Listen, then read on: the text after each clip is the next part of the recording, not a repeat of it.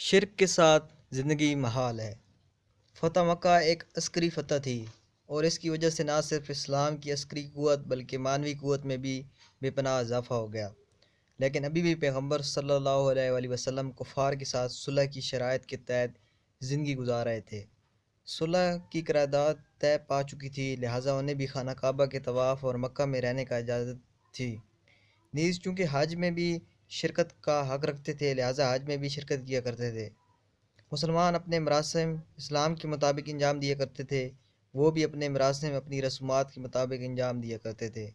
ہجرت کے نامے سال سورہ برات نازل ہوا اور یہ طے پایا کہ امیر المومنین علیہ السلام منا میں مجمع عام کے سامنے اسے پڑھ کر سنائیں کہ آج کے بعد مشرکین مراسم حج میں شرکت کا حق نہیں رکھتے، یہ مراسم صرف مسلمانوں کے لیے ہیں اور بس۔ رسول خدا صلی اللہ علیہ وآلہ وسلم نے پہلے حضرت ابوبکر کو امیر حج کے عنوان سے بھیجا، لیکن اب بھی وہ راستے میں تھے کہ آیت نازل ہوئی۔ مفسرین میں سے اس بات میں اختلاف ہے کہ حضرت ابوبکر سورہ برات اپنے ساتھ ہی لے گئے تھے، یہ ابتدا میں سورۃ برات تھی ہی نہیں، اور وہ فقط حج کے امیر کے عنوان سے گئے تھے۔ لیکن بہرحال اس بات پر شیعہ سنی دونوں کا اتفاق ہے اور اسے فضائل میں بھی شمار کیا جاتا ہے کہ پیغمبر صلی اللہ علیہ وآلہ وسلم نے امیر المومنین علیہ السلام کو اپنی مخصوص سواری پر بھیجا اور فرمایا، جاؤ، مجھ پر وحی نازل ہوئی کہ اس صورت کو میں خود یا وہ شخص جو مجھ سے ہو لوگوں کے سامنے بیان کرے۔ امیر المومنین علیہ السلام راستے میں سے حضرت ابوبکر سے جا ملے۔ حضرت ابوبکر ایک خیمے میں تھے، پیغمبر صلی اللہ علیہ وسلم کے مخصوص اونٹ کی آواز سنائی دی تو حضرت ابوبکر نے چونک کر کہا، یہ تو پیغمبر صلی اللہ علیہ وآلہ وسلم کے اونٹ کی آواز ہے، یہ اونٹ یہاں کیسے آ گیا؟ دیکھا تو حضرت علی علیہ السلام تشریف لا رہے تھے۔ حضرت ابوبکر یہ دیکھ کر پریشان ہو گئے، سمجھ گئے کہ کوئی اہم بات ہے۔ کہا، کیا کوئی بات ہوئی ہے؟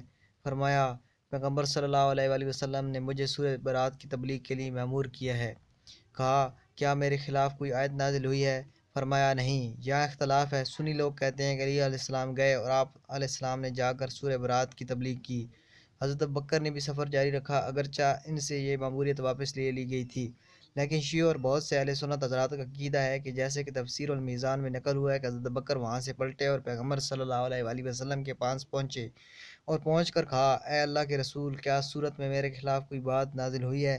فرمایا، نہیں۔ سورہ برات کی تبلیغ کا دن مسلمانوں کے لیے ایک عجیب دن تھا۔ اس دن اعلان ہوا کہ آج کے بعد کفار مراسم حج میں شرکت کا حق نہیں رکھتے، حرم کا احاطہ فقط مسلمانوں کے لیے مخصوص ہے۔